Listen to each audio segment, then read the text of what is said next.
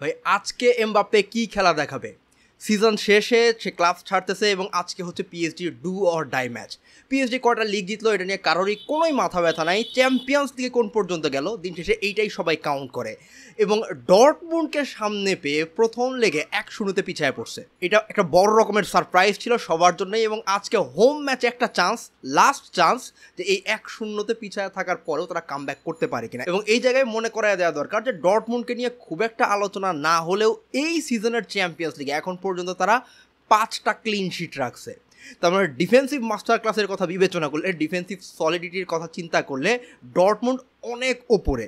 তারা অনেক বেশি গোল টোল হয়তো করে নাই, কিন্তু যখন ডিফেন্সের ব্যাপারটা আসে তখন তারা নিজেদের ক্যাপাবিলিটি একদম 100% দেখায় দিছে।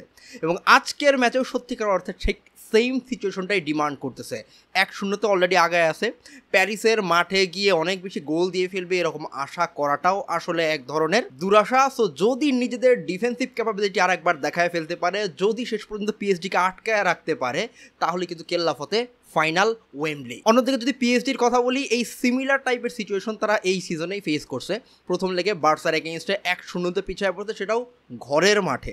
পরবর্তীতে অ্যাওয়ে ম্যাচে গিয়ে বার্সাকে হারায় দিয়ে আসছে। এবং সেই তুলনায় আজকের ম্যাচ কিন্তু তাদের জন্য খানিকটা ফেভারেই, কারণ এটা তাদের ঘরের মাঠের খেলা। এবং এই জায়গায় অবশ্যই ডেম্বেলে এবং এমবাপ্পে এই দুইজনকেই অনেক বেশি করে অবদান রাখা লাগবে। টিম নিউজের কথা বললে কোলো মুয়ানি হয়তোবা ফিরে আসতে পারে। সেটা যদি হয় তাহলে এমবাপ্পেকে হয়তোবা উইংয়ে দেখা যাইতে পারে, যদিও আমি সেটা খুব একটা এক্সপেক্ট করতেছি না। বিকজ মোরলেস পুরো সিজন জুড়েই এমবাপ্পেকে নাম্বার 9 হিসেবেই খেলাইছে লুইস এনরিকে। তো সব কিছু ঠিকঠাক থাকলে আজকেও হয়তোবা ওই একই জিনিস দেখা যাবে, যে ওই ডি বক্সের ভেতরে সে ঢুকে দাঁড়ায় আছে এবং ডর্টমুন্ডের ডিফেন্ডারদেরকে টেনে হিচড়ে তার সাথে নিয়ে আসার ট্রাই করতেছে। একই সাথে ওই স্পেসের মাঝখানে ডেম্বেলে এবং হয়তোবা ব্র্যাডলি বারকোলা ঢুকে সুযোগ নেওয়ার চেষ্টা করতেছে। তো শুরুতেই যেটা বললাম যে পুরো ম্যাচ হয়তোবা দেখা যাবে যে ডর্টমুন্ডের ডিফেন্স ভার্সেস পিএসজির অ্যাটাক। তবে এর বাইরেও ডর্টমুন্ডের অ্যাটাকিং আউটপুটের কথা যদি বলতে হয় তাহলে অবশ্যই চলে আসে জাদন সানচোর কথা। ট্রিমেন্ডাস ম্যাচ ছিল। গত ম্যাচটাতে কেউ বোধহয় এক্সপেক্টও করে নাই যে অলমোস্ট ইউনাইটেড থেকে রিজেক্টেড হয়েই তো ফিরে আসছে একটা রিজেক্টেড প্লেয়ার, এইভাবে তুর্কি নাচন নাচাবে যে পিএসজির নুনো মেন্ডেসকে মনে হইতেছিল যে নন এক্সিস্টেন্ট।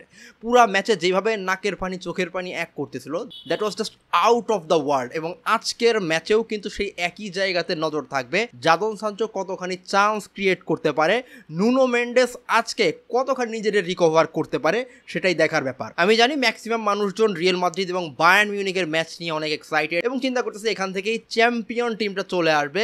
তবে দিন শেষে চ্যাম্পিয়ন্স লিগ সারপ্রাইজের জায়গা এবং ম্যাচ এন্টারটেইনমেন্টের কথা যদি আমরা চিন্তা করি তাহলে অবশ্যই সেমিফাইনালের সেকেন্ড লেগ নামে ডর্টমুন্ড হোক, ভাই দিন শেষে অবশ্যই এন্টারটেইনমেন্টের কিন্তু ঘাটতি থাকবে না। এনিওয়ে, প্রেডিকশন দেওয়ার সময় যদি প্রেডিক্ট করতে বলি, প্রেডিকশন তো প্রেডিকশনই, এখানে টোটালটাই গাট ফিলিংয়ের ব্যাপার। লজিক খুব একটা আমি কাছে এই জায়গাতে নিয়ে আসি নাই, জাস্ট সবার মতনই প্রেডিক্ট যদি করতে চাই তাহলে আমার কাছে মনে হয় এই ম্যাচে পিএসজিকে আমি আগায় রাখবো। সেটা যে কারণেই হোক না কেন, আই থিঙ্ক যে চ্যাম্পিয়ন্স লিগের ফাইনালে হয়তোবা আমরা পিএসজিকে দেখতে পাচ্ছি।